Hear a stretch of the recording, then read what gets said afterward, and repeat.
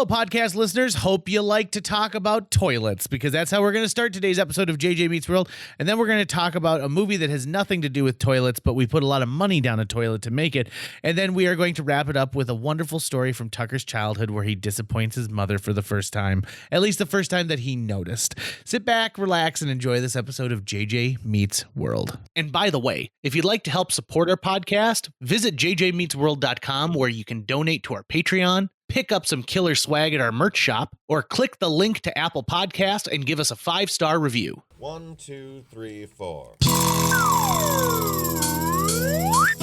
J.J. Gordon, sort of like that Indiana Jones, in that he's always sniffing out his next adventure. Yes, he is. He's always interviewing guests so he can have them on his show and they can talk about pop culture, arts, and leisure.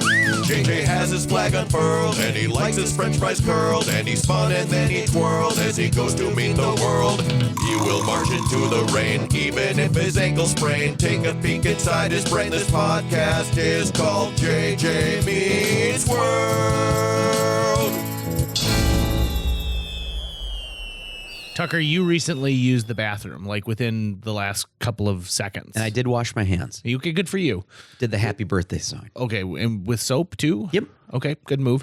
And you came in here and you were saying there's something you've been thinking about if you were a building owner, and would you care to share with the JJ Meets World listening audience? Well, so tale as old as time. You know, you walk into a building and you see something that you're like, oh, they should fix that, right? Like, oh, they should fix that, which is fairly presumptuous of anyone to say, because it's like you don't know the financial situation of the owner of that place. You don't know what laws are in effect right now, like what level of blah, blah, blah, blah, blah, blah. So I can always understand, hey, sure, it would be great to update the property, right? But it's going to cost you money, so I'm not going to update everything, right? That makes total sense to me. But I really think you should still upgrade your bathroom wherever it is. Not only repair, but update and upgrade. Update and upgrade so that the experience of using it is actually restful, right? And not like broken and weirdly shaped and weird stains everywhere and like no room, no ventilation, and, you know, weird placement of the garbage cans, and the urinal is like way super high, so you feel almost like you're even shorter than you are. Maybe that's a power move. I have a weird thing at work where people, for whatever reason, listen to this when I told them, but they know that I think black toilets are awesome. Yes. Like they're really great, right? Who doesn't love a black toilet? And I can tell you a handful of places that have black toilets. You know what's so funny? Find our classy. You know what? I've never even considered that as an option for my home. A black toilet? I don't think about it. But that's such a good point. We've got a pale pink, like a blush pink toilet in one of our upstairs bathrooms. It matches the sink and it matches the tub and some tiling. So it was a pink bathroom. And I think the color was very popular back in the 1950s, and people have updated since. And my parents decided that they were going to keep this color, but they've updated things like the cabinetry around it and stuff like that. And recently we started a construction project at my house to redo this bathroom, and everyone was like, oh, you're not going to change the pink, are you? I said, no, we're not going to change the pink, but we are going to change a lot of stuff around it. So yeah, you get a black toilet. And the black toilet would fit with pretty much any decor because it's black. Especially it looks more modern. Like it's got a modern look to it. I wear only black underwear. Do you really? Yeah. I've got underwear with penguins on it right now. So it's a little bit black, but not completely. You just all black? I accept your description. Just all black? All black. Yeah. Even the elastic? Yeah. I don't want to see. I don't want to see what's going on in there. Black? There is no button. Oh, it's one of those like just a flap. Stitched flaps. Yeah, it's just a stitched flap. I don't need to bring buttons into this. I mean, I will never buy you a pair of white underpants. I mean, you can if you want. I just won't wear them. Okay. They'll get donated. Okay. It's interesting you bring that up, though, because one of my favorite pieces of like corporate knowledge, like when I talk to people about different things, like, hey, listen, let's talk about your business. I think that the bathrooms show you how much respect that this place has for their employees as well as for their clients.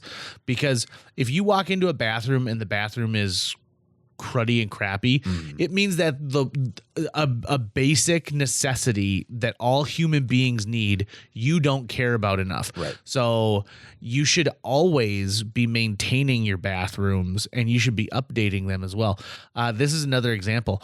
I know a lot of places that consider like, well, it's mostly men who are in here who let the ladies' room go to like hell in a handbasket. It's like, well, why? Like, you should be maintaining this. And I'm not talking about putting out some potpourri or fake plastic flowers. Like, have some respect for these places. If none of your stall doors actually lock anymore, get those things replaced. The CEO of McDonald's in the early 2000s was poised to open like 600 more stores. Like, that was what the corporation's goal was, to open 600 more locations in the next year. And he went on this Goodwill Ambassador tour and toured. And after his 10th visit, he decided we are doing this incorrectly.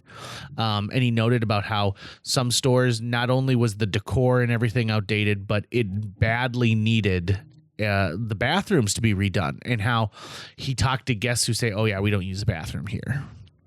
And so he realized, we're going to stop building new locations and focus on the locations that we already have. And we're going to start by making the bathrooms the best possible experience. And so they did a bunch of research into, is it better to have hand towels or to have a hand dryer? Is it better to have, like 3 urinals and 1 stall in the men's room, or 2 stalls and 1 urinal in the men's room? They looked at even like the height of the urinals. They looked at what is available in the women's room, and the fact that like McDonald's was one of the first major corporations to insist on a changing station in both the men's and women's rooms. And so he did a ton of research to figure out what makes a bathroom appealing. And what he knew was going to happen, and no one else really understood, was McDonald's became known for their bathrooms. And if people were driving along the interstate, they would pull over and use a bathroom at McDonald's, because you can find a lot of McDonald's locations right along the interstate. And even if they didn't intend to come in and eat a full meal, people started changing their, like, well, we'll pull over and we'll eat at McDonald's, and then because they have the bathrooms, or I'll grab a soft drink so I don't have to stop at a gas station as well. And it completely changed the business model, including the fact that they have a policy at McDonald's. It's like every 22 minutes the restroom needs to be checked. Okay. And so like, if you see, like, they used to have a sign-in sheet for it, and I think they do it in a digital way now, but they make sure that like someone comes in and checks to make sure all the paper products are up to date. They also hung signs that said, if something's missing or if this restroom's clean, dirty, please let someone from our staff know. That mentality has stuck with me, because it is one of those small things that you don't think about, right? Because the bathroom does not bring you any business, right? Like, no one decides to sign a contract with you in there, but you know what? It does influence how people think about your business. Yeah, it's you really, I guess when you were thinking specifically in terms of customers coming onto your property, you want them to have a good experience in total, right? You want them to feel good when being there. And so if there is something that you're doing or not doing that's diminishing just the quality of the experience to be there, beyond a reasonable level, you're long-term probably losing money. So I think it ultimately makes business sense, but also, yeah, like, I fantasize of one day being able to afford to have like a house designed. I would love, pick the location and it's facing this direction, right? And this is, I would love to, one day be able to achieve that. I feel like you'd love a house that has like one of those like turret, like spindle, like turret things where like you walk like a spiral staircase to the top, and then there's a room up there. God, yeah. I would, I drool over the idea of being able to just, have the luxury of being able to work with an architect and be like, hey, what about this? What about that? And figure all that out. But I know for a fact that I would also do a version of that, like a diet version of that at a lesser price point, where it's like, yeah, just build me the standard house, but we're going to design the bathroom and we're going to center everything around the bathroom and how it works. And that would be the one room that I would go, no, we're going to take our time and we're going to make that thing, or including multiple bathrooms, right? Being able to maybe have just even privacy, even from your spouse for a moment. Yeah. I mean, being able to not have to be on top of each other in the bathroom all the time is going to help your marriage, right? You're going to be less irritated with each other over things you don't need to be, like, oh, they're taking too long in the shower, or they're using the sink, or they've left all this stuff out. You know, he shaved and it's all over the sink and it's disgusting. Bathroom 101. Here's some things I don't want in my bathroom, because I just redid. I got a chance to redo the bathroom in my main bedroom, and I am pleased as punch with it. It is a place of solitude and remembrance. So bathrooms that have 2 doors that lead into it, not a fan of it. Not at all. Because here's the thing. If you're in an emergency and you get in there and you shut one and you get the little lock on that, now all of a sudden you got to get to the other one. No. Number 2, a sink that is too shallow, so that when you turn on the water full bore, it splashes out. Yeah. I don't know why people do that. Like, you should have some level of good, decent pressure control Right. on that sink. If it's just coming out like that, something's wrong with the plumbing. Like, you should get that fixed. And also because it just splatters up at you, Right. And it doesn't have enough. And how's your kitty supposed to lay down inside there and take a nap? Oh, see, my cat doesn't hang out. None of my cats ever hung out in our sink. Cubby space and storage space should be paramount in a bathroom. You should be maximizing any space that you can possibly have for anything. So, for example, between 2 standard wall studs, there should be, I think it's 16 inches from the center to the center. So essentially, you probably have 14 inches of usable space in between there once you frame it out. Why are you not putting a toilet paper like cupboard in somewhere, right? That should be easily reachable from wherever you have the toilet paper. I also think that fresh air, if you're able to get it in some way, shape, or form, some kind of a window, is a huge plus. And I'm not just talking about like you want to get the stinkies out of there, but there's something about fresh air, like when you're cleaning yourself, right? Like you like that. You'll note, like in a lot of hotels, almost zero hotels have an outdoor facing bathroom window. Most of them have like save that for the bedroom area. And I never feel good about that in a hotel like bathroom. I just feel like, your caulking is something that's major. You should be using it to like avoid things from getting gross and disgusting. It should be clean. Like every couple of years you should be going in there and redoing it, because as you clean it, especially like if you're mopping the floors, you're wearing that away, and all you're doing is allowing anything to seep into your wall space there, which is just no good. I'm also a fan of this, and I don't know if I've ever talked about this, but my mom made me buy I have a toilet that my go-to. It's called the Titan Elite by Elger. Okay. And the Titan Elite on the big box says it can flush 10 golf balls in a single like flush. So I like that power. I think that's great. It is a single piece toilet, which means that on most toilets, the bowl detaches from the tank. Okay. And so when you get it, you put the tank on top, and then there's like a rubber gasket that you line up there. It's all built together as one piece. Okay. And it's got a smaller tank on top, but the tank is fully insulated around it, meaning that if it ever gets really, really hot in that room, the toilet doesn't sweat. Have you ever been on a toilet that sweats? Yep. Oh my gosh, that's gross, because you're like, is this piss? Is it toilet sweat? I don't know what it is. But here's the thing I like about the most. So think about under the bowl where it goes to like the back, and you can kind of see the porcelain running where like the lines are. Yep. This one is just flat.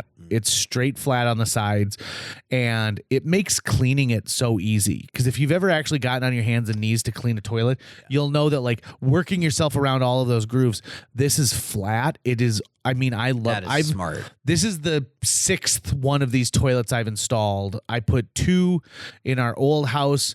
I put the main bathroom, the downstairs guest bathroom, and I've done 2 for other people. And I'm just telling you, like, this toilet is the toilet of the gods. I'm thinking in terms of some even more unrealistic things that I'd have to have probably the level of, we're just designing the whole house because I've got the budget for it, right?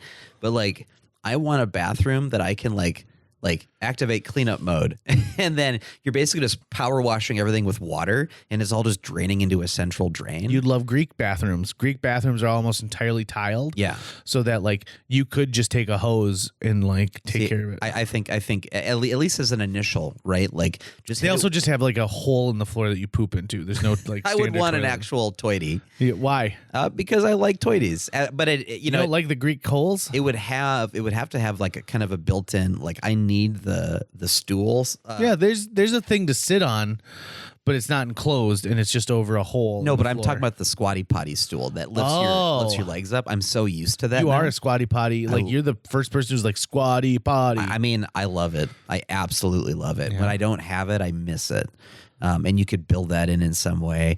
One thing I've seen done in a lot of like high-end hotels that I actually kind of like is, so you've got the bathroom, but then the toilet has its own little enclosure around it, right? So that you could have you and your spouse using the bathroom. But if one of you would like to just like, hey, I'm going to be making some pretty bad shits.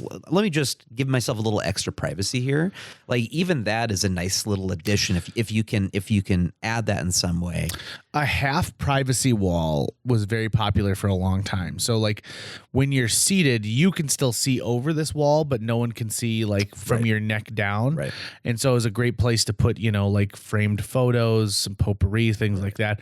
And so like, yeah, you and I could be in the bathroom at the same time and I could see your legs and I could see your head, but I couldn't see you using the potty. So that'd be nice. But there's also sound and scent that I think you could help a bit with an enclosure. That could have its own like air system in there that's just pumping out that air. How do you feel about a urinal in a private home? I think it'd be great to have that as an option, because then you as if you're the primary user of the bathroom, then sometimes if you just want to use a urinal real quick, you can. Right? Said like a single man for sure. Yeah, absolutely. If you're the primary user. I think about if I was thinking about something I want in a bathroom that I really love is I was at a really swanky hotel once that had a towel warmer that was like a rack that came off the wall that like you could warm your towel on. And I got to admit, that really, really made a big difference for me. Like that felt like ultra luxury. And at one point I bought one, and you plugged it in. But like that's the other thing too, is like we haven't really cracked the nut on how to incorporate an outlet into a bathroom safely, for sure. Yeah, bringing power into there. I would definitely want really nice speakers in there. Yeah. Because I love listening to music when taking a shower. Absolutely fucking awesome. Or even like listening to a podcast or something. Do you listen to JJ Meets World while you bathe? Let us know by reaching out to us at jjmeetsworld@gmail.com. You know what that's making me think of, for some reason, is that scene in Three Little Men and a Baby where they call in a guy to install a phone inside the shower because they try to call to dance and they can't get a hold of him because he and the baby are taking a shower. Yep. And I just remember thinking, like, I love that scene where that guy just like, I've never installed one in a shower before. I just love that moment. Right. And I love when you go someplace and someone's like, yeah, I never thought of this, but this is so smart. Like, why don't you have this? I also have outlets like crazy. When we built our lake place, my mom said, well, what do you want in your room? And like, because there's a big deal, because my sister and one of us was going to get a room that faces the lake and the other one was going to get one that faces the woods. And my mom said, we're going to give Chrissy the one that faces the lake, but we're going to do something special for you. And I said, well, what is that? And she's like, you just tell me what you want in this room. And I'm like, I want a lot of outlets. Because at that time I had just gotten an N64 and a TV. And that was the thing, is for a long time with older homes, you were locked into 3, maybe 4 outlets total in a giant room, and it dictated where you were going to put your television or your hi-fi system. And so we live in a modern. One of the best things I did when I had to remodel my living room after the ice dam, I mean, I'm telling you, like, I appreciate all the time, is I put a behind the wall chase for all of my cabling. So I can plug it in. I can run, like, you don't see any cords. Yep. It's awesome. Yep. I feel like I'm running a dentist office.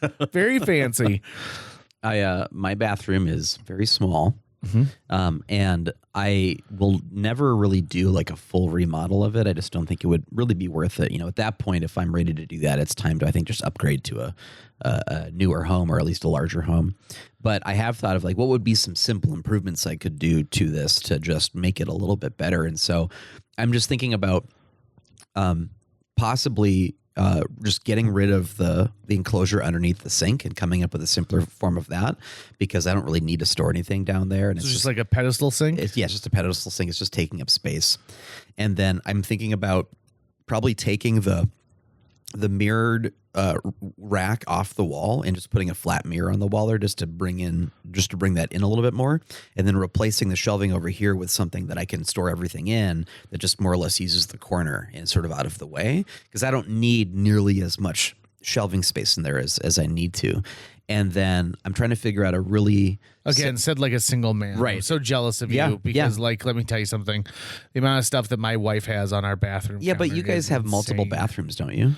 Yeah, but I don't. Here's the thing about having multiple bathrooms, right? The bathroom that's attached to the main bedroom is right there. So Right.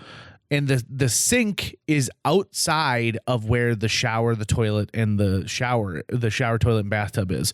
And there's a pocket door that you can use that. So like Jill could be getting ready in the mirror and using the sink while I am like showering or puking. And so that's pooping, by the way, not For some reason, I peeping. thought you said pubing, and I was like, "Is he plucking his pubes? Is that what that means?" I've been doing this since I was 14. It's a compulsion. There's a word for it. So, but like, if I were to use the bathroom that is 20 steps away down the hall, which is the pink bathroom, I would have to walk there buck naked. And like, sometimes we have guests. Like if an Amazon delivery driver comes to my house, they would be able to see through the window that is in our front door to me darting across in my pale Pillsbury Doughboy whiteness on my way to use the turlet. And so, or just to get ready. Now, that being said, I'm constantly walking around my house naked, right? just- I head to the laundry room and all these places. Just tell Jill, "Hey, downstairs is your bathroom." well, see, like, Just say that. and like, Just say it. I just For- want to see what she says. for a while, we were staying, like when we were remodeling, we were staying in a bathroom or a bedroom upstairs, but we didn't have a full bath upstairs. It only had like a tub. So you would have to go downstairs Right. to use like the shower and stuff. Those were days where it's like, is anyone upstairs? No. Okay, let's go. Right. I would love just more space in general for like being in the shower a bit, because being in the shower is just one of my favorite places to be. It feels so good. It's a nice way to end the day.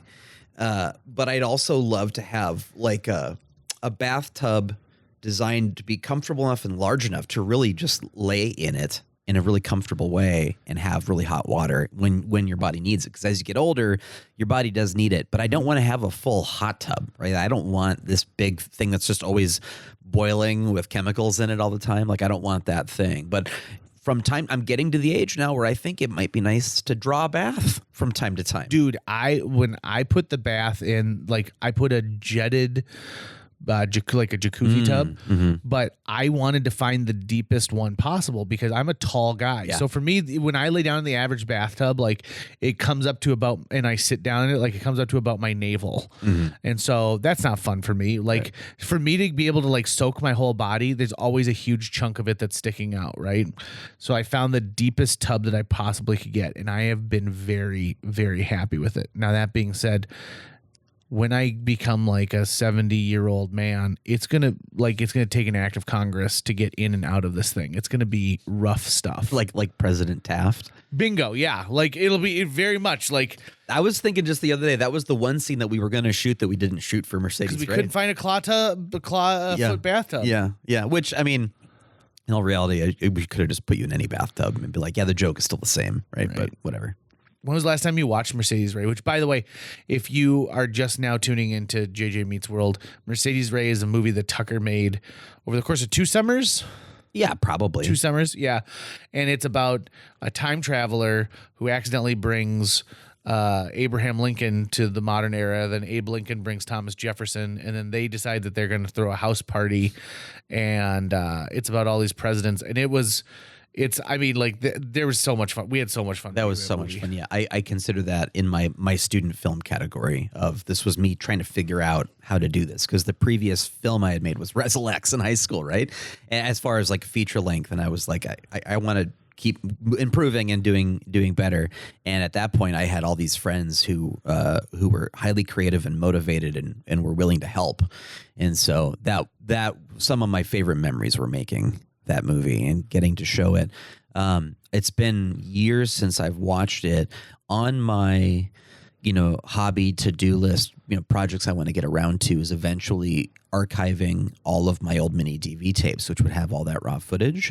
And I think it'd be fun to see, like, with what I know now in post-production and all the tools we have with AI and upscaling and stuff, what could I use that raw footage and, like, could I make a fun cut of it that's like the 2025 cut or something like that? It's, what's interesting is there's enough stuff that you had that were funny little, like, sight gags that you wouldn't need to know the whole situation because you're like, oh, it's President Lincoln. Right. That it could really take off in a TikTok world. Well, and there were like Scott Horvick learning to ride the bike like while he's Lincoln, like, is a great scene. Well, and then there are also like moments where you could just see my lack of technical understanding and preparation, where you could hear it, where when Chris Berg is doing his report at the opening of it, a lot of those scenes I was using the wrong microphone input, and so there was just getting microphone audio off of the input mic, and you can tell just by hearing it that the audio quality goes in and out because I had made a simple mistake. And so I at that time tried to do whatever I could to try and fix it, which really didn't. Now I could probably, or if not quite yet, within maybe a year, I could probably take that bass audio and audio of him recorded well and feed that into an AI and say, generate using his voice print the same dialogue, but like clean it up. So there are things like that that could be fun as an experiment to play with, right? And I think I would consider this as an experiment in ethical use of AI, because you're using the assets that you generated for that film, right? And I wouldn't be selling anything. I wouldn't be anything like that. I would just be like, hey, look what I was able to do using standard definition footage shot on a mini DV camera in 2005, 2006, right? Like that's with someone who didn't know what he was doing. So like the shots are, white balance is totally out in a bunch of shots. There's weird exposure stuff. And there were also locations, like I really wanted to find a way to create a Ford's Theater, but I just didn't have the savvy of getting it done. And so Amber and Blaine really bailed me out on this one, and they came up with like just like a really sort of like a theatrical looking framework that we were able to put up in the Ben Franklin Theater and record and make it look like it's kind of a booth of a theater. I mean, I thought that actually turned out really well. It's really fun. I mean, it's fun in the sort of like, this is a really great job of a low budget thing. And there are really good performances by Scott and Laurie in that. So like, it's a really fun sequence to watch. But there are so many things that I messed up with as far as how I wanted to shoot it, stuff that I would love to go back and maybe use the tools that are available now and this old footage that I have every right to use, right? Mm-hmm. And just see what I can do in the spirit of what we were trying to make in the first place. But I could also, well, now I have a budget already to just go and buy music that I could actually use it, right? So it would be like officially licensed music versus just what I was stealing and grabbing from whatever I could.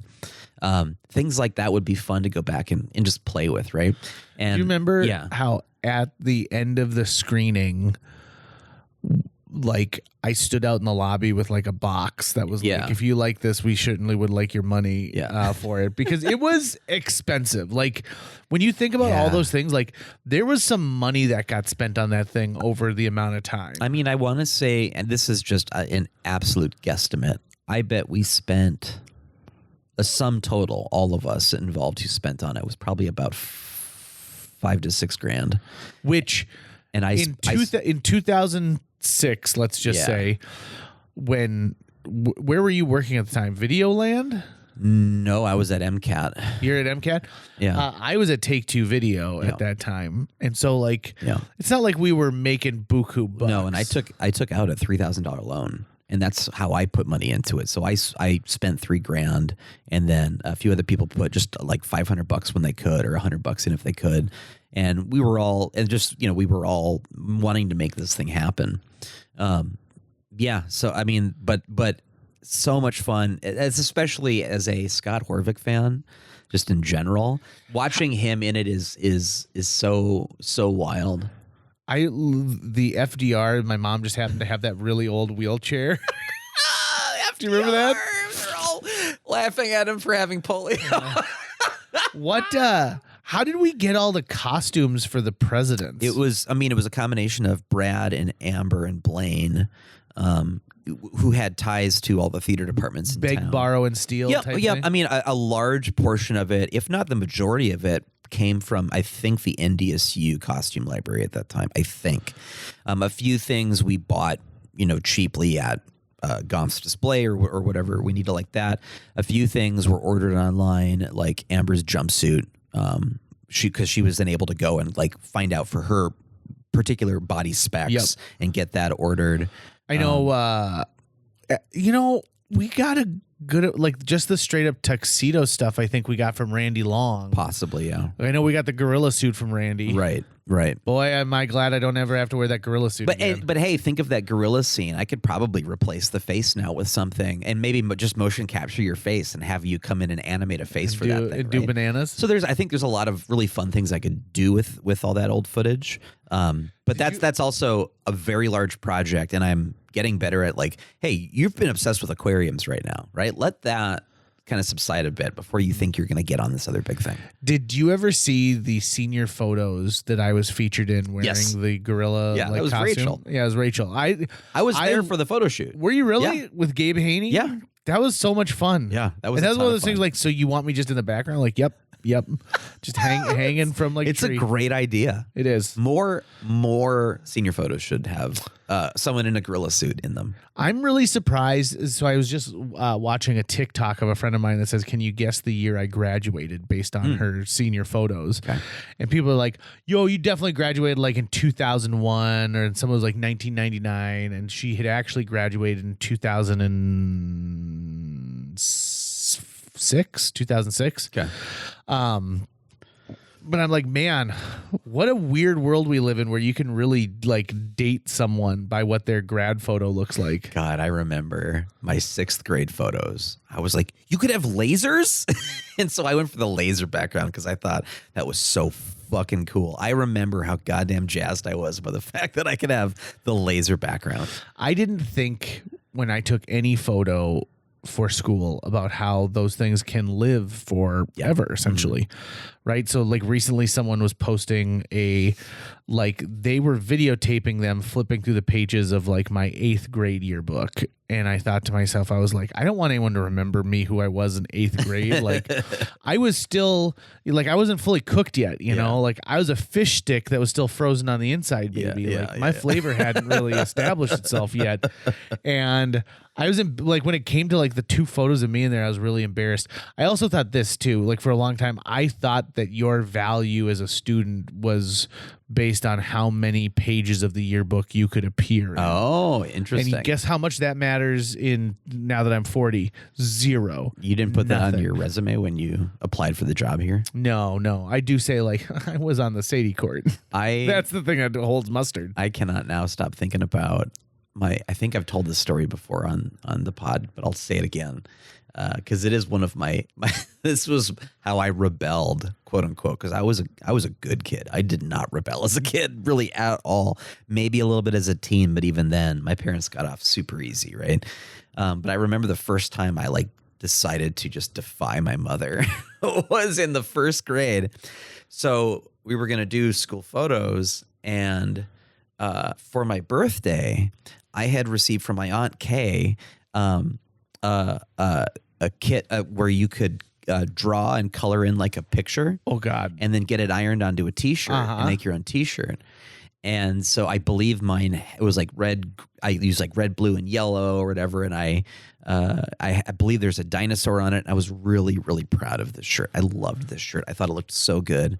I wanted to wear it all the time. And then, this must have been, because I think we must have then just done school photos after that, because that would have been in April. So they must have been either doing them right at the end of the school year, or I got that shirt for Christmas, so it happened over wintertime. But I'd received it as a gift from my aunt. And so it's school photo day. And so, I get dressed, and my mom's like, okay, well, you can't wear that shirt, though, because it's school photo day. And I'm like, but I love this shirt. This is my favorite shirt.